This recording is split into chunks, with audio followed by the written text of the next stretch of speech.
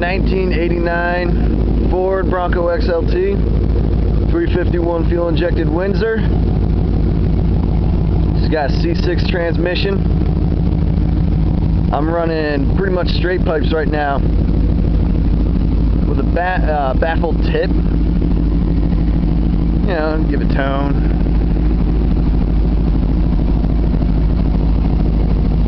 Truck sat in Georgia for the longest time. Some old man owned it. Frame's still black. She hasn't got a spot of rust on her. I'm running a cone air filter, you know, one of them high flow ones. Yeah, I'll let you know what the exhaust sounds like.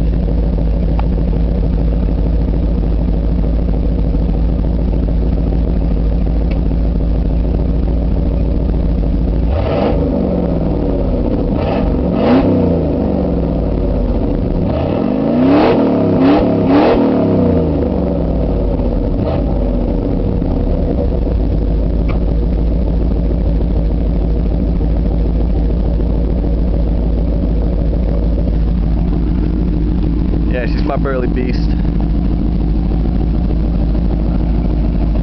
American Racing Eagle alloys, Pro-Comp mud terrains, interior's mint.